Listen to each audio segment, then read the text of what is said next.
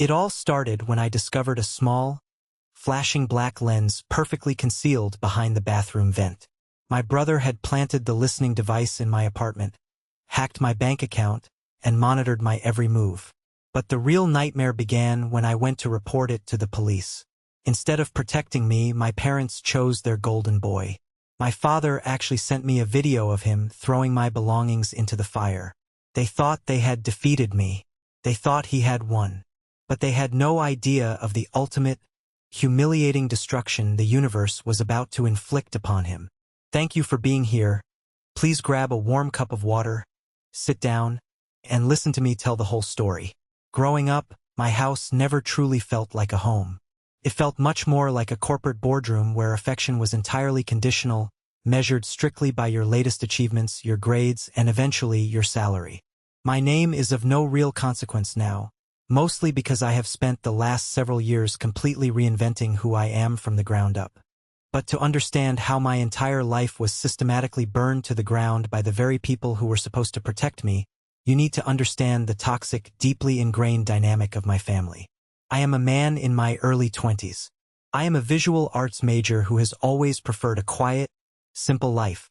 I spend my days sketching charcoal landscapes, building a design portfolio, and keeping my head down. I like minding my own business. I have never asked my parents for a handout.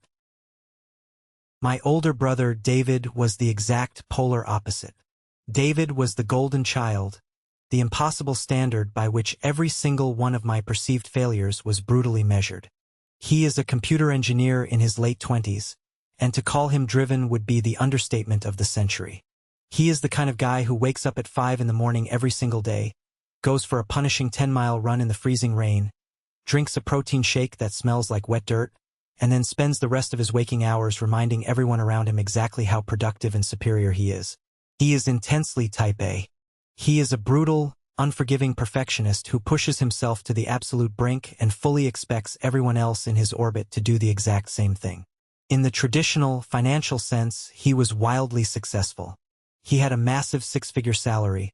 He had just landed a massive promotion at a prestigious tech firm, and my parents treated him like a living, breathing deity. To my deeply conservative, appearance-obsessed parents, David was the ultimate return on their investment. Every Thanksgiving, every Christmas dinner, every Sunday afternoon phone call was dominated by the topic of David. They constantly bragged about him to their friends at the country club and their congregation at church. They boasted loudly about how the massive college fund they had poured into his education had shaped him into a titan of industry. They looked at him and saw their own legacy secured. Me? I was the black sheep, the disappointment. My parents tolerated my art, but they never, ever respected it. To them, art was a mildly amusing hobby you do on a Sunday afternoon, not a way for a grown man to make a living and secure a future. And David made sure to remind me of that glaring difference every single chance he got. He had an overblown ego and a god complex that could fill a football stadium. He was the kind of deeply arrogant guy who watched the movie Fight Club and entirely missed the point, genuinely thinking Tyler Durden was a genius role model rather than a cautionary tale. Our relationship was built entirely on a foundation of simmering, passive-aggressive hostilities. He deeply resented the fact that I didn't want to be exactly like him. I didn't ask for his unsolicited advice on the stock market. I didn't care about his expensive new tech gadgets, and I flat out refused to let him dictate the terms of my life. Whenever we had a family dinner, the routine was always the same. He would corner me in the kitchen or the living room. He would grab my private sketchbook off the counter without asking, flip through my deeply personal drawings with a condescending, tight-lipped smirk, and tell me I was wasting my potential. He literally had the step-by-step, multi-year plan drawn up in his head for me. He wanted me to drop my art major immediately, switch to an engineering degree, and let him completely mold me into a miniature, obedient version of himself. When he brought it up, my jaw would clench so hard my teeth ached. I would tell him firmly to back off and mind his own business. He would just laugh. It was that arrogant, sharp, dismissive laugh of his, and he would call me soft. It usually ended with me going extremely low contact with him for weeks at a time, until my mother would inevitably guilt-trip me into answering his calls again to keep the peace. Keep the peace. That was my family's absolute favorite phrase. It basically meant I had to swallow my pride, ignore my boundaries, and let David walk all over me so he could feel superior and my parents could pretend we were a perfect, happy family. If I ever pushed back too hard, my father would casually threaten to write me out of whatever meager inheritance was left after David took his lion's share. I genuinely thought he was just an overbearing, narcissistic jerk. I thought he was just an arrogant older brother who desperately needed to feel important and in control. I had absolutely no idea that beneath that polished, successful, wealthy exterior was a deeply disturbed, controlling monster who viewed me not as an independent human being, but as a piece of property he needed to manage. The warning signs were all there, flashing bright red, but I ignored them. I assumed my quiet life in my small, off-campus apartment in California was entirely my own. I paid my own rent with a grueling part-time job and a few academic scholarships. I bought my own cheap groceries. I had my own laptop, my own small circle of friends, my own private world. I was completely, blissfully oblivious to the terrifying fact that the walls of my privacy had already been completely torn down. David wasn't just criticizing my life from afar anymore. He was walking around inside it. He was wearing muddy boots in my mind, examining every single piece of my private existence. And the truly terrifying part is, his twisted brain genuinely believed he had the absolute right to do it. The nightmare didn't start with a massive explosion or a dramatic confrontation. It started with a simple phone call on a random, rainy Tuesday afternoon. I was sitting at my small, scratched kitchen table, eating a cheap turkey sandwich, listening to David ramble on speakerphone about the incompetent junior developers on his latest corporate project. I usually just put the phone down, let him talk at me, and hummed in agreement while I worked on my art. Then he made a joke. It was a throwaway, sarcastic comment, meant to be witty and cutting. He made a highly specific, mocking remark about a digital drawing I had been working on for the past 3 days. It was a dark, brooding, charcoal-style sketch of a broken clock tower surrounded by dead trees. My hand froze entirely over my drawing tablet. The stylus slipped from my fingers and clattered loudly against the plastic desk. I felt a cold, sharp chill wash directly down the back of my neck, raising the hairs on my arms. I had never posted that drawing anywhere. I hadn't uploaded it to any public forum. I hadn't saved it to any shared cloud service. I hadn't emailed it to a professor. I hadn't even shown it to my closest friends.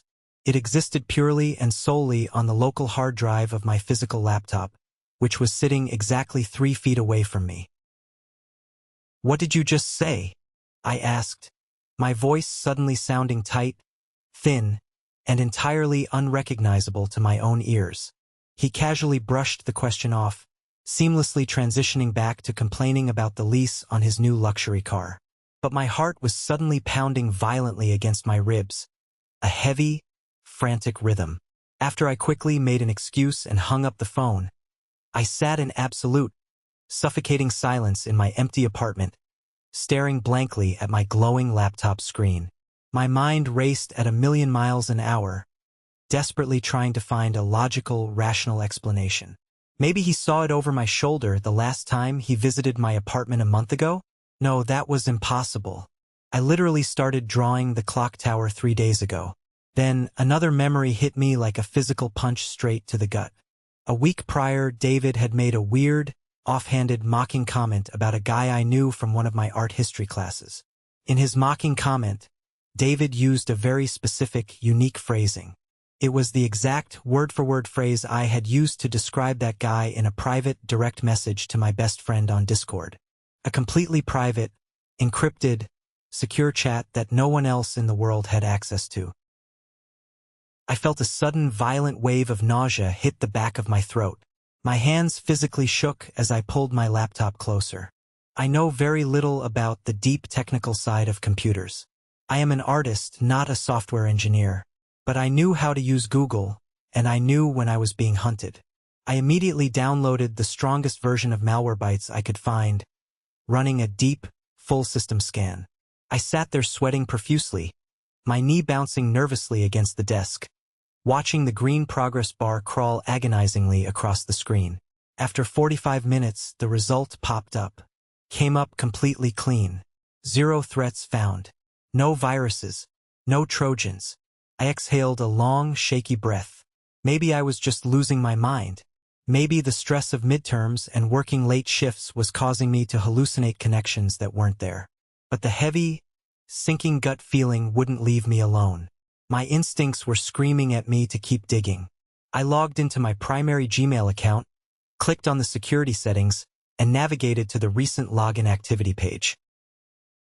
My stomach dropped completely into my shoes. The blood rushed from my head, leaving me dizzy. There it was, staring back at me in black and white text. An unfamiliar IP address, tied to a completely different computer model and a location 3 towns over, had been logging into my personal email multiple times a day, every single day, for the past week. I quickly checked my mobile banking app. Same exact thing.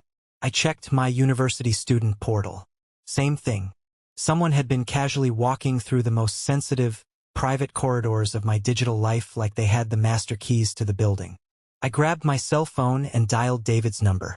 My blood was absolutely boiling with a rage I had never felt before, but beneath that blinding anger was a thick, heavy, suffocating layer of pure terror.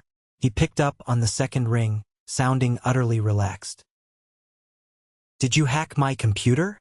I demanded, not bothering with a greeting, my voice trembling violently with raw rage. There was a brief, heavy pause on the line. I could hear him breathing. Then he laughed. It wasn't a nervous laugh caught off guard. It was a booming, genuine, deeply amused chuckle. "Hack is such an ugly, dramatic word, little brother," he said smoothly, his voice dripping with condescension.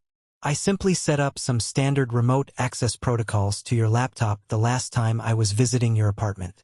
I'm just keeping a close eye on things." I squeezed my eyes shut, feeling the room spin. "You what? You secretly installed remote access to my personal computer? Are you completely insane? Calm down and stop being so emotional." He sighed loudly, sounding genuinely annoyed that I wasn't appreciating his brilliant intervention. "You're disorganized. You're wasting your potential on these stupid drawings. I told you repeatedly, I have a plan for you. I need to closely monitor your progress to make sure you aren't throwing your life away. Honestly, people today have absolutely no reasonable expectation of privacy anyway. You should be on your knees thanking me for caring enough to intervene. I noticed you haven't been checking your class schedule regularly, so I went ahead and made sure to set up some calendar reminders for you." I gripped the edge of my desk so hard my knuckles turned stark white. I couldn't pull enough air into my lungs. "You're reading my private messages. You're actively looking at my bank account. You're watching my art in real time.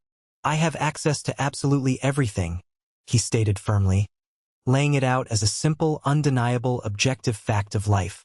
"Every single file, every private chat, every password you type. It is entirely for your own good. Someone in this family has to mentor you before you end up on the street." I slammed my thumb down on the screen, ending the call instantly. I shoved myself violently away from the table, my wooden chair scraping loudly against the cheap linoleum floor. The reality crashed down on me, suffocating me. He had everything. My bank account, my school records, my art, my deepest, most private conversations with my friends. The sacred boundaries of my entire life had been completely erased by a man who honestly believed he owned me. I didn't pack a bag. I just threw my contaminated laptop into my backpack, grabbed my car keys, and sprinted out the door. I didn't feel safe breathing the air in my own home. I ran down the street, my chest heaving, until I reached the massive university library. I scanned my ID, rushed past the front desk, and found the darkest, most isolated corner down in the basement archives, surrounded by tall shelves of dusty reference books. I sat there in the dead silence, staring at the black canvas backpack at my feet, terrified of the machine inside it, realizing that my own flesh and blood had effectively turned my life into his own sick, personal reality television show. I sat completely frozen in that dim library basement for 6 agonizing hours. I didn't dare unzip my backpack. I didn't touch my laptop. I just sat there in the hard wooden chair, my mind spiraling violently through 100 different worst-case scenarios. Using a public, monitored library computer terminal, I frantically changed the passwords to my bank, my email, and my university student portal. But even as I typed the new characters, I knew deep down it was nothing more than a flimsy band-aid on a gaping bullet wound. If he had deeply embedded remote access software running in the background, he could easily capture the new keystrokes the absolute second I reconnected my machine to the internet. Eventually, the library announced it was closing. I had to leave. I needed to go back to my apartment. I needed clean clothes for my shift tomorrow. I needed my physical textbooks, and I needed to sleep. But the mere thought of turning the key and walking through that front door made my skin crawl with physical revulsion. He had been monitoring my computer seamlessly. But what else had he done? What else was he capable of? He had been inside my apartment, entirely alone, for over 3 hours last month while I was stuck working a grueling double shift at the coffee shop. I walked back to my apartment building just as the streetlights began to flicker on. The narrow hallway outside my door smelled like cheap lemon bleach and old, damp carpet, a smell I usually found mildly comforting. Tonight it felt like walking into a cage. I slid the key into the lock, turning it as quietly as possible, and stepped inside. The apartment was pitch black and dead silent. I didn't reach for the light switch. I let my eyes adjust to the darkness leaking in from the street lamps outside. I started my search in the living room. My hands were shaking so badly I knocked over a stack of magazines. I checked behind the cheap television. I stood on a chair and inspected the plastic casing of the smoke detector. I pulled every book off the bookshelves, checking the hollow spaces behind them. Nothing. I moved into my small bedroom, aggressively tearing the sheets and blankets off my mattress, shining my phone flashlight under the bed, looking behind the cheap canvas artwork I had pinned to the drywall. Absolutely nothing. I started to feel foolish, rubbing my exhausted eyes. I was letting my rampant paranoia get the best of me. He was an arrogant corporate hacker, I told myself, not an international spy. Then, feeling defeated, I walked into the bathroom. It was a tiny, cramped, windowless space. I stood directly in front of the scratched mirror, turning on the harsh overhead vanity light, splashing freezing cold water onto my pale face, desperately telling myself to get a grip on reality. As I blindly reached to my right for a hand towel, my eyes naturally drifted upward toward the small, square exhaust vent set high on the wall, directly over the shower and the toilet. It was dusty, a standard, cheap plastic grate covered in lint. But there was something fundamentally wrong with the bottom left corner. One of the plastic slats looked slightly bent, pushed aside just a fraction of an inch to create a wider gap. I closed the toilet lid, stepped up onto the porcelain seat, balancing myself carefully, and grabbed my phone. I turned the flashlight app to its brightest setting. Holding my breath, I shined the harsh, blinding white beam directly through the dusty, bent plastic slats of the vent. My breath instantly caught and locked in my throat. My peripheral vision tunneled until all I could see was the vent. Tucked neatly behind the plastic grate, held firmly in place with a thick piece of black electrical tape, was a small, square, metallic device. The light from my phone bounced off a tiny, perfectly round glass lens, reflecting directly back into my eyes. A minuscule blue LED light blinked slowly, rhythmically, in the shadows. It was a camera, positioned perfectly, pointed directly at the shower stall, pointed directly at the toilet. I stumbled backward in sheer horror, my foot slipping off the wet toilet seat. I crashed backward into the heavy wooden bathroom door, hitting the floor hard, but the adrenaline surging through my veins entirely masked the pain. I scrambled backward into the hallway on my hands and knees, my chest heaving violently, gasping for air as if I had just been dragged underwater. I dry heaved over the carpet, my stomach violently rejecting the horrific, sickening reality of what I had just discovered. My brother, my own flesh and blood, the man I grew up with. He hadn't just breached the digital walls of my life. He had completely, utterly violated my most intimate, vulnerable, physical space. He had watched me, The paralyzing fear instantly evaporated, replaced entirely by a blinding, white-hot, furious rage. I didn't pack a bag. I didn't touch my computer. I marched straight out of the apartment, slamming the door behind me, got into my beat-up car, and drove well over the speed limit directly to the local police precinct. The station lobby was brightly lit, smelling strongly of stale coffee and industrial floor wax. I walked straight up to the thick bulletproof glass partition, my jaw clenched so tight my teeth ground together. My hands were shaking so violently I had to grip the metal counter to keep myself upright. I looked the tired desk sergeant dead in the eye. "I need to report a severe crime," I said, my voice surprisingly loud and steady. My older brother hacked all of my personal electronics, and I just found a hidden recording device wired inside the vent in my bathroom.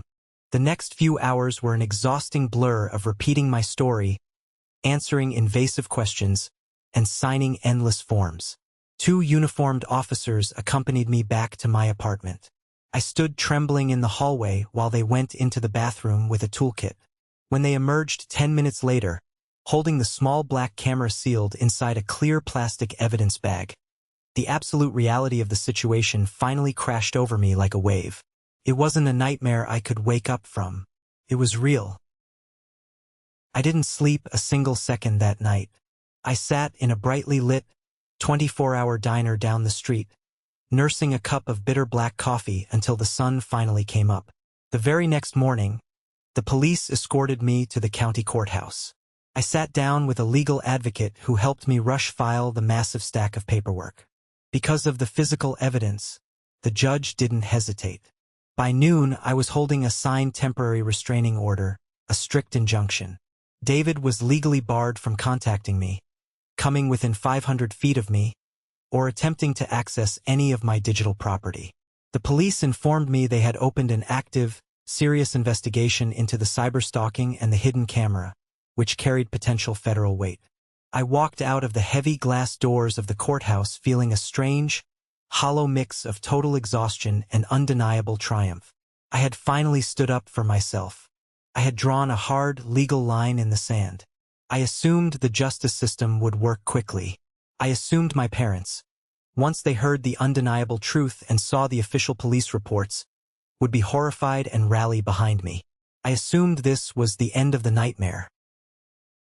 I was so incredibly, stupidly naive. I didn't realize the actual war hadn't even started yet.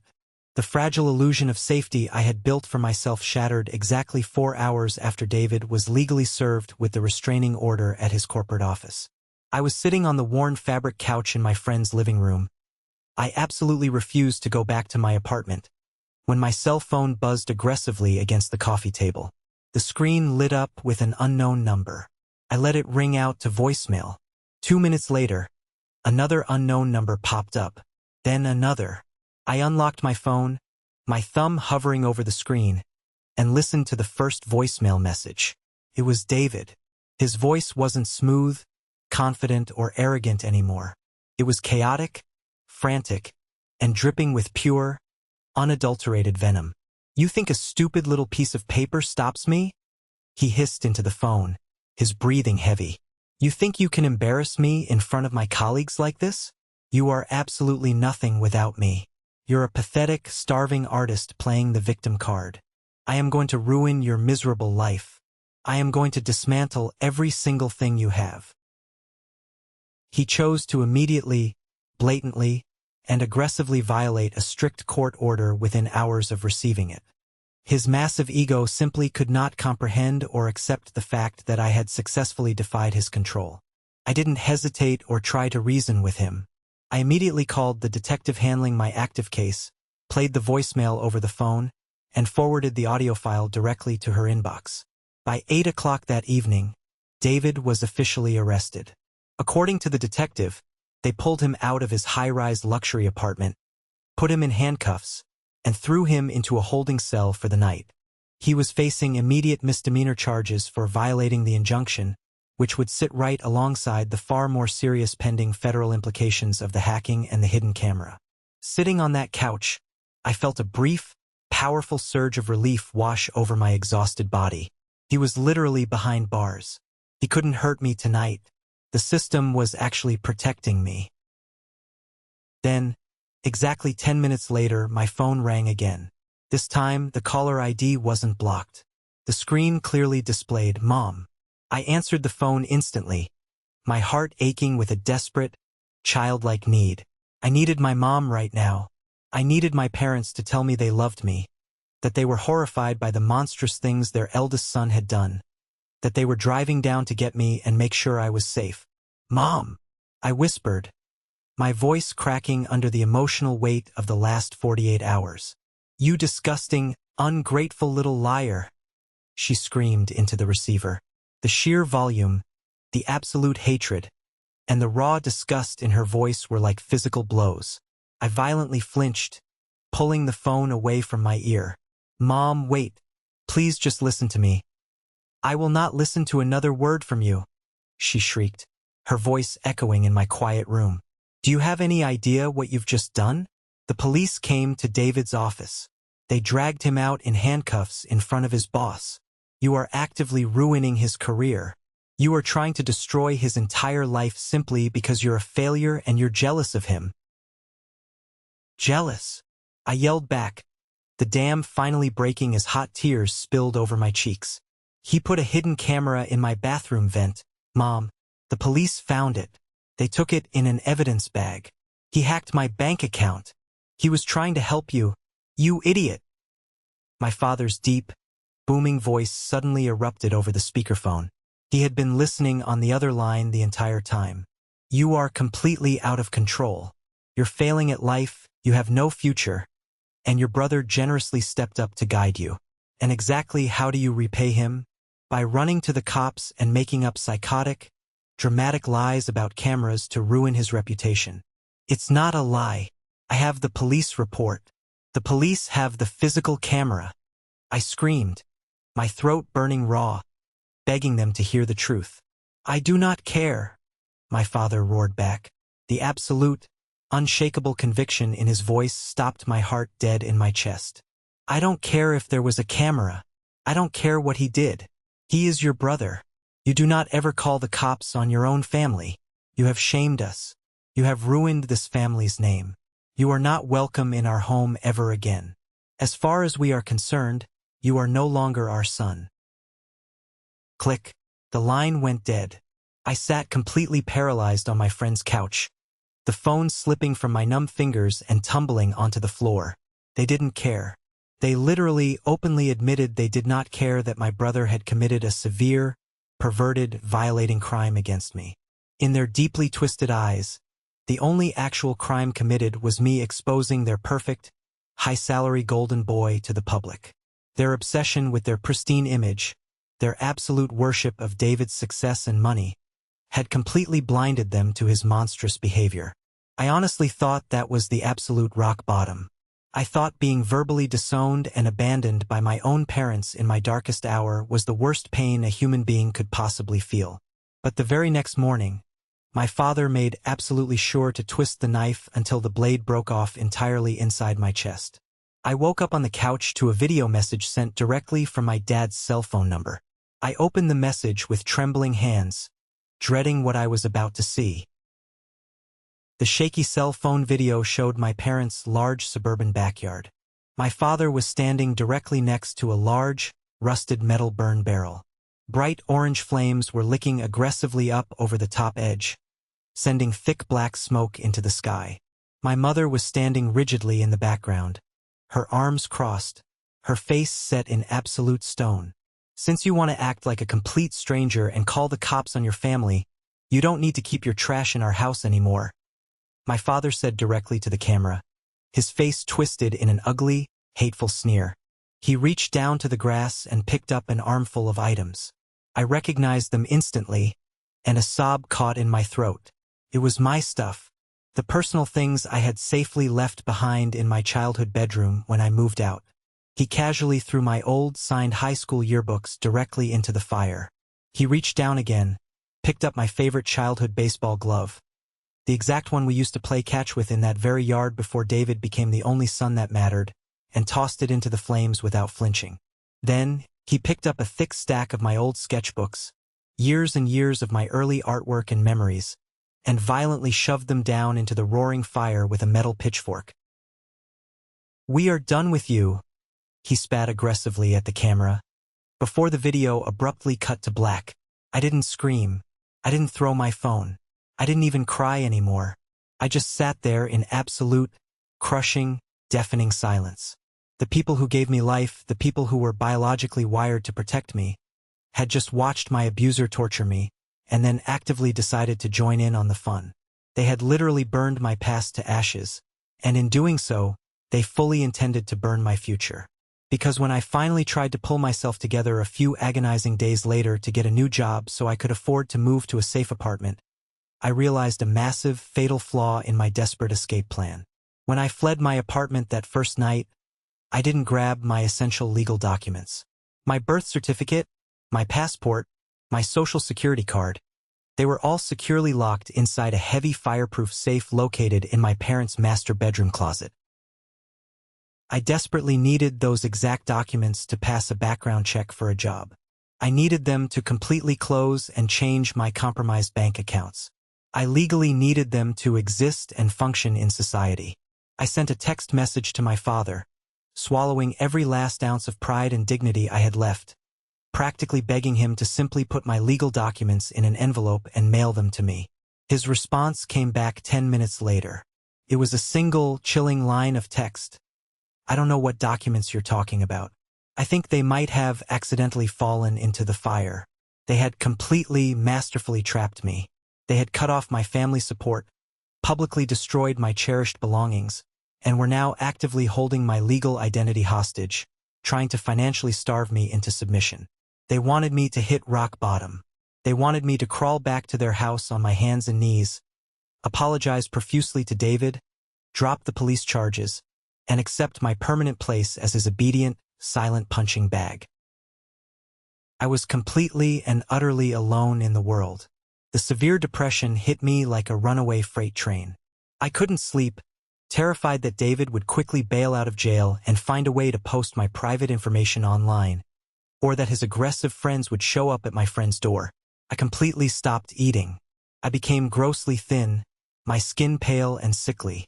I was forced to officially drop out of my university classes, losing my scholarships, because I couldn't focus on absolutely anything other than the suffocating, crushing weight of my own deliberately ruined life.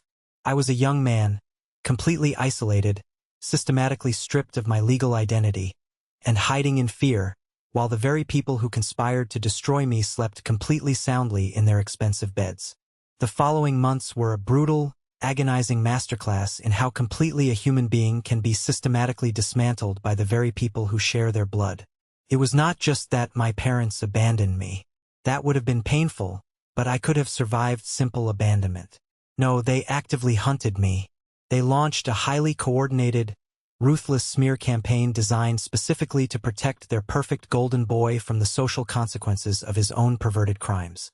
Because I did not have my physical birth certificate or my social security card, I was completely paralyzed in the real world. I was sleeping on a lumpy, uncomfortable futon in my friend's cramped living room, jumping out of my skin at every single shadow, and constantly staring at a cell phone that only ever delivered bad news. My parents didn't just burn my cherished childhood belongings in that metal barrel. They methodically burned my reputation to the ground.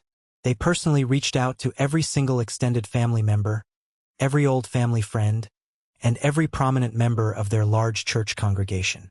They spun a completely fabricated, wildly dramatic story to cover David's tracks. They told everyone that I had suffered a severe, violent mental breakdown. They claimed I was deeply unstable, completely delusional, and that I had completely fabricated the entire story about the hidden camera to extort money from David. They told people I was insanely jealous of his massive salary and the prestige of his recent corporate promotion. And the absolute worst part of it all? People actually believed them. David was the highly successful tech engineer. He wore the expensive tailored suits, he drove the luxury car, and he had that confident, winning smile that older people absolutely loved. I was the broke, struggling visual arts student living in a cheap off-campus apartment with paint on my jeans. To the outside world, my parents' lie made perfect, logical sense. Why would a wealthy, successful professional risk his entire lucrative career to spy on his younger brother? It didn't make sense to them, so they immediately chose the easier narrative. They chose to believe the black sheep had finally gone completely crazy. The harassment started slowly, but it escalated with terrifying, aggressive speed. I started getting phone calls from unlisted numbers at all hours of the night. At first, it was just heavy, intimidating breathing on the other end of the line. Then, the actual voices started. People I had known since I was a little kid, people who used to come over for Sunday barbecues and holiday parties, were calling me to call me a liar, a sociopath, and a complete disgrace to my family name. One of my aunts called and told me I was going to burn in hell for trying to ruin David's life. I had to physically block dozens of numbers every single day, but they just kept finding new ways to reach me. They wanted to punish me. The daily stress was physically eating me alive. I couldn't hold down any solid food. My stomach was in a constant, tight knot. I lost 15 pounds in 3 weeks. My clothes hung off my frame like cheap rags. My eyes had deep, dark purple circles under them from lack of sleep. I looked exactly like the sick, unstable, crazy person my parents were telling everyone I was. But the absolute, crushing blow came directly from the justice system. I had placed all my faith in the police. I had the physical camera evidence. I had the threatening voicemails saved on my phone. I honestly thought it was a completely open and shut case. But I was incredibly naive about how the world actually works when a wealthy person hires a ruthless, expensive lawyer. David's defense lawyer was an absolute shark. He completely tore my case apart in the preliminary hearings with terrifying efficiency. He smoothly argued to the judge that the remote access software on my computer was installed with my explicit verbal consent months ago for routine, maintenance purposes. As for the camera carefully hidden in the bathroom vent, his lawyer brought in a highly paid technical expert who confidently claimed that because the camera was a cheap, generic brand bought with cash, there was absolutely zero definitive digital footprint proving David was the one who physically placed it there. They aggressively argued that because I lived in a cheap off-campus apartment building with a landlord, maintenance workers, and previous tenants who all had keys, literally anyone could have put it there. They created reasonable doubt out of thin air. The local prosecutor handling my case was completely overwhelmed with violent felony crimes and simply didn't have the time, the manpower, or the budget to fight a protracted, expensive legal battle over a misdemeanor invasion of privacy charge. They quietly offered David a plea deal. He didn't serve a single day in a jail cell. He received a minor fine that equated to maybe a week of his massive salary, and he was placed on standard, unsupervised probation. The tech firm he worked for did initially fire him when the embarrassing arrest happened, but his lawyer actively pulled strings behind the scenes. Within a single month, David was quietly hired by a smaller, highly lucrative private tech company owned by a close personal friend of my father. He actually ended up making more money than he did before the arrest. I was sitting on that lumpy futon, staring blankly at the stained carpet, when my legal advocate called to tell me about the plea deal. I felt completely hollowed out. There was no grand justice. There was no public vindication. The bad guy won. He completely, cleanly got away with it. To make matters infinitely worse, I saw the photographic proof of his victory the very next week. A mutual friend from my hometown, who hadn't blocked me on social media yet, posted a large public photo album. It was a picture of my parents, David, and his new girlfriend. They were standing on the sun-drenched, pristine wood deck of a massive luxury cruise ship in Hawaii. They were all wearing bright floral leis, holding tropical drinks and coconuts, and smiling radiantly into the camera. They were celebrating his new job. They were celebrating their absolute victory over me. I looked at that picture of my family smiling in the warm Hawaiian sun, and then I looked down at my own shaking, painfully thin, pale hands. I was completely trapped. I had exactly $30 left in my checking account. I couldn't get a new job without my social security number. I couldn't enroll in a different school. I was a literal ghost in my own life. I hit absolute rock bottom. I spent days staring at the ceiling, genuinely wishing I would just stop waking up. The depression was a heavy, suffocating lead blanket that I couldn't push off my chest. They had successfully destroyed me, and they didn't even have to break a sweat to do it. I stayed completely buried in that dark, miserable pit for nearly a month. I barely left my friend's living room. I stopped showering regularly. I stopped sketching completely. Every single time I looked at a charcoal pencil, it made me physically sick to my stomach, instantly reminding me of David's mocking, condescending voice. I was actively letting them win. I was slowly fading away into absolutely nothing, exactly like they wanted me to. But then, something finally shifted inside my brain. It wasn't a sudden, cinematic burst of magical inspiration. It was a slow, quiet realization born out of pure, unadulterated, stubborn anger. I woke up one morning, dragged myself into the bathroom, and looked at my hollow, dark-circled eyes in the mirror. I saw a victim staring back at me, and suddenly, I felt a tiny, hot spark of pure rage ignite deep in my chest. Why was I the one hiding? Why was I the one starving on a borrowed couch while the man who violated my privacy and hacked my life was drinking expensive cocktails on a luxury cruise ship? That anger was the absolute best thing that could have happened to me. It gave me immediate, burning fuel. I realized that sitting around waiting for the universe to hand me justice was a completely useless, pathetic strategy. If I wanted my life back, I had to physically take it back from them with my own two hands. I couldn't rely on the police, I couldn't rely on my family, and I couldn't rely on the broken legal system. I only had myself. My very first, absolutely critical mission was reclaiming my legal identity. Without my government documents, I was nothing. I spent hours at the public library, aggressively researching the exact, painfully specific bureaucratic steps required to replace a social security card and a birth certificate when you have zero secondary identification. It was an absolute, terrifying nightmare of government red tape. I found out I needed a certified medical record or a stamp school transcript to prove my identity to the county vital records office. I put on my worn-out sneakers and walked 3 miles in the freezing rain to my university's registrar office. I stood dripping wet at the wooden counter and calmly explained my situation to the older woman working there. Her name tag said Margaret. She had kind, tired eyes and reminded me of the mother I used to have before everything went dark. I didn't give her the dramatic, bloody details of the camera and the hacking. I just told her my family had maliciously destroyed my documents and I was desperately trying to start over. For the first time in months, someone actually looked at me with genuine human empathy. Margaret didn't ask invasive questions. She didn't judge my wet clothes or my thin frame. She simply nodded, typed rapidly on her keyboard, and printed out a fully certified, officially stamped copy of my university transcript and my student ID profile. She slipped it into a crisp manila envelope and handed it to me. "Good luck, honey," she said softly, offering a sad smile. "Don't let them keep you down." That small, simple act of kindness completely broke me.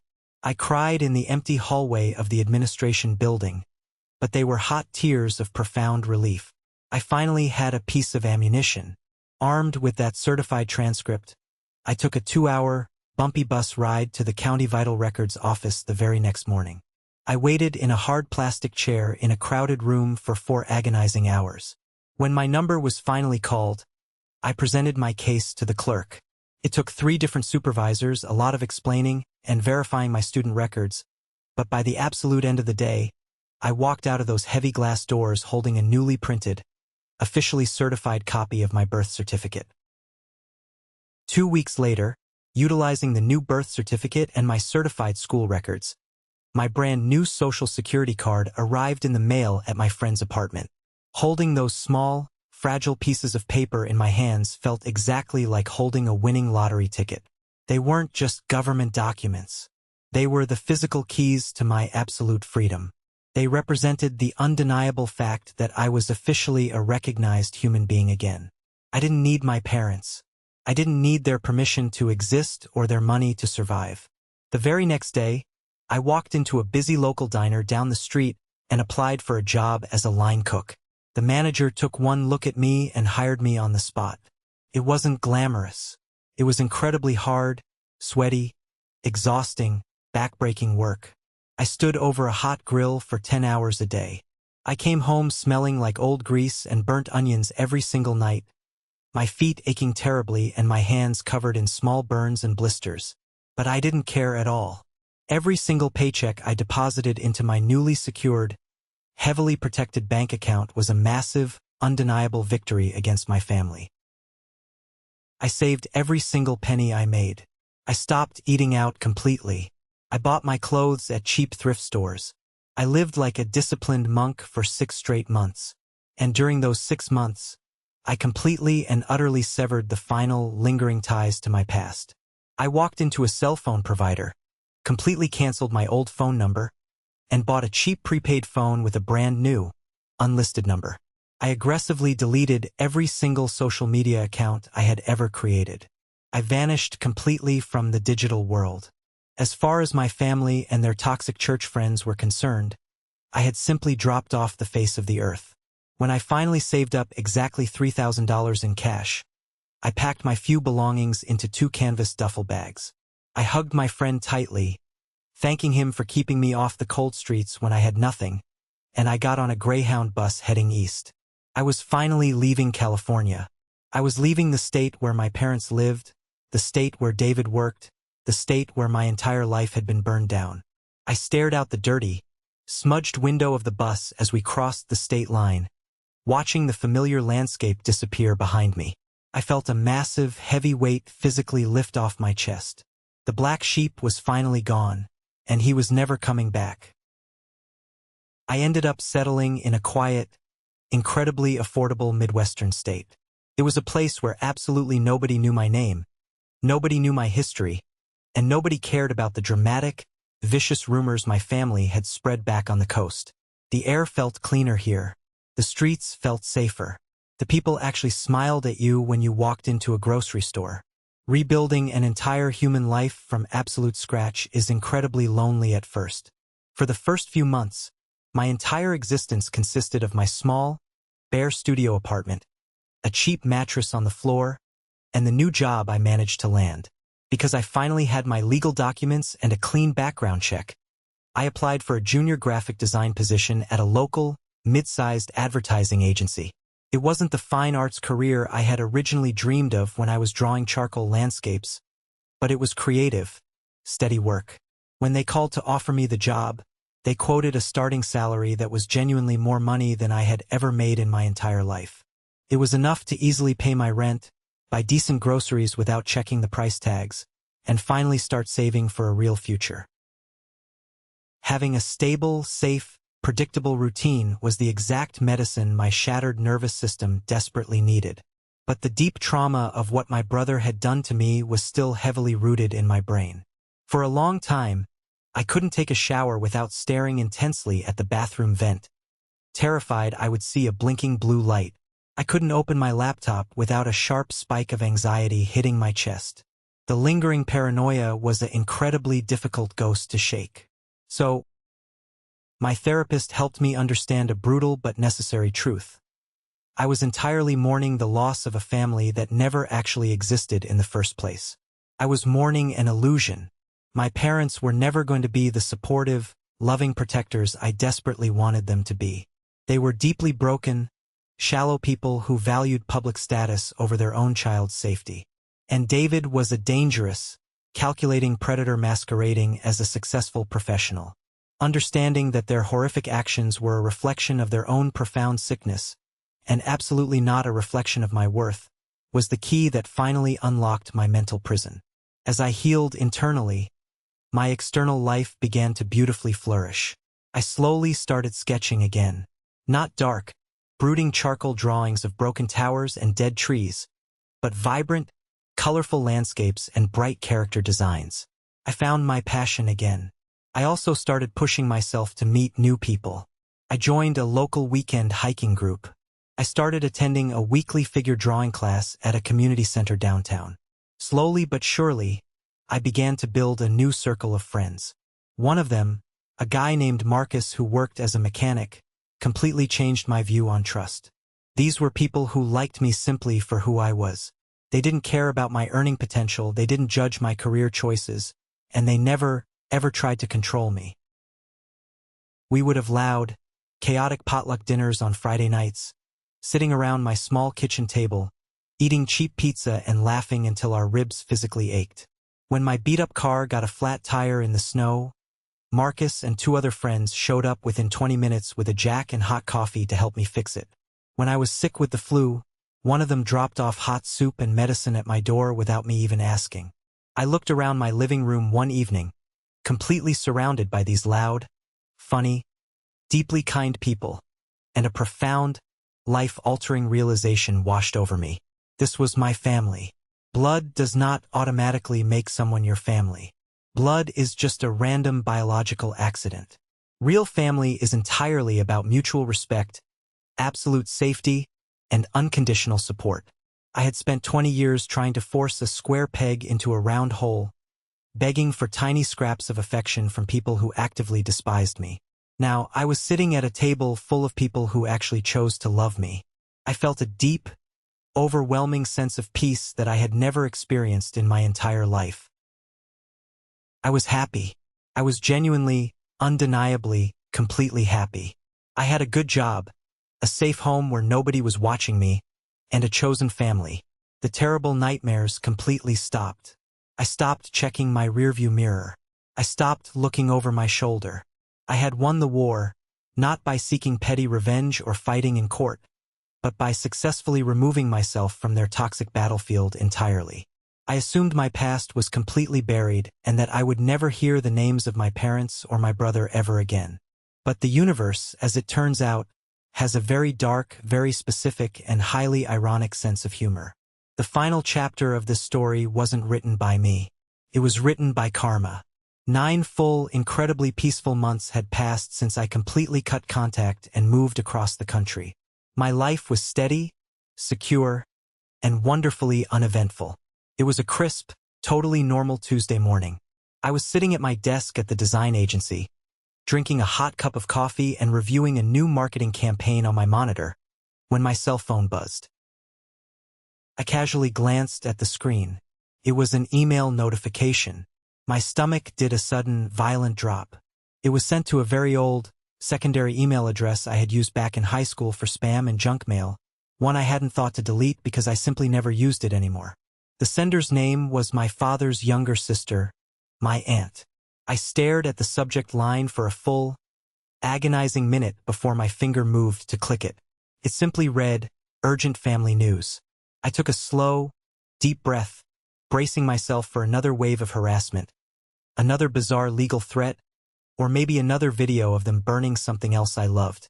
I clicked open the email and read the short block of text. "I know you don't want to talk to anyone, but you need to know this. 3 weeks ago, David collapsed suddenly at his office. They rushed him to the hospital. He has been diagnosed with late-stage pancreatic cancer. The doctors say it's extremely aggressive and inoperable. He doesn't have much time left. Your parents are completely devastated. Please consider calling them." I sat perfectly still in my ergonomic office chair. The low hum of the air conditioner and the cheerful chatter of my coworkers in the hallway seemed to fade into total, ringing static. Pancreatic cancer. Terminal. David. We had absolutely zero family history of cancer on either side of our bloodline. David was a rigorous fitness fanatic in his late 20s who ran 10 miles a day, drank organic protein shakes, and treated his body like an absolute temple. It made absolutely no medical or logical sense. It was a complete, random, devastating biological anomaly. A death sentence handed down from the sky. I sat there and I actively waited for the wave of grief to hit me. I waited to feel the expected, culturally mandated sadness that you are supposed to feel when you find out your own older brother is dying. I waited for the heavy guilt to wash over me for not being there. But nothing came. The emotional well was completely, utterly dry. I felt absolutely nothing but a cold, quiet indifference. I didn't reply to my aunt's email. I didn't pick up the phone to call my parents to offer my condolences. I just deleted the email, permanently erased the message from my trash folder, and went exactly back to reviewing my marketing campaign. My workday continued exactly as it had an hour before. 2 months later, In late April, another brief email slipped through the cracks to that same old address. It was from the same aunt. It was only 2 sentences long. David passed away last night in hospice care. The funeral will be on Saturday. He was dead. The man who had hacked my life, who had placed a camera in my bathroom to watch me shower, who had successfully convinced my parents to burn my belongings and hold my identity hostage, was permanently gone from this earth. Whatever highly coordinated campaign of harassment his buddies and my parents' church friends had been keeping up online immediately stopped. The moment they found out he was terminally ill, they entirely lost interest in trying to destroy me. They had to face the brutal, horrifying reality of watching their perfect golden boy wither away and die in agonizing pain. I obviously did not attend the funeral. I didn't send expensive flowers. I didn't send a sympathy card. I spent that exact Saturday hiking a beautiful mountain trail with Marcus and my new friends, breathing in the crisp air and laughing until the sun went down. A few weeks after the funeral, I received a thick, certified letter forwarded from my old address. It was from a corporate lawyer representing my parents. They were officially reaching out. With David gone, I was suddenly their only living child. The letter contained vague, overly formal language about wanting to reconnect and heal the past. But it also subtly mentioned the massive inheritance, the remains of his bloated college fund, and a life insurance policy David had left behind, heavily implying that if I came back into the fold, that money would eventually be mine. They honestly thought money could buy back the son they threw into the fire. They thought a massive inheritance could magically erase the fact that they chose a monster over their own flesh and blood. I took the lawyer's letter, walked directly into my kitchen, and dropped it straight into my trash can. I didn't even bother to shred it. I am not going to sit here and tell you that I am a perfect, saintly person. I am not going to lie to you and say that his cancer magically fixed all of my problems or that I am suddenly enlightened and full of forgiveness. But I will tell you the absolute, honest truth. When I found out he died, I was glad. I felt bad about having that dark thought for maybe a day or two, but then I stopped feeling guilty. I don't believe in karma in the traditional sense. I don't believe that good things only happen to good people, because the world is far too random and cruel for that. But in this one specific, highly isolated scenario, the universe stepped in and delivered the ultimate, brutal justice that the legal system refused to give me. The universe threw me one massive freebie, and I am going to appreciate it for the rest of my life. I honestly feel completely free. My parents have to live the rest of their miserable lives sitting in an empty house, surrounded by the ashes of the son they destroyed, mourning the son that destroyed them. I hope they rot in that house, and I do not feel a single ounce of guilt about saying that. They are the broken ones. I am not. I survived their fire, and I built a completely beautiful life out of the ashes. Thank you for sticking around and listening to my story. It's not an easy one to tell, but it's the truth. I hope this resonated with you in some way, especially if you have ever felt like the black sheep in your own family. Have you ever found yourself in a similar situation, where you had to walk away from the people who were supposed to love you? If you made it all the way to the very end of this video, you are part of a very special group. I call it the 1% Club. I want you to go down into the comments right now and type the letter W. That W stands for winner. It is our secret signal to recognize the winners, the amazing people who stuck through the darkness to see the light at the end of the tunnel. Let me know you're a winner. Please don't forget to hit that like button and follow the channel. We are building a community here, and I can't wait to share the next story with you. Take care of yourselves, and remember, your peace is worth protecting.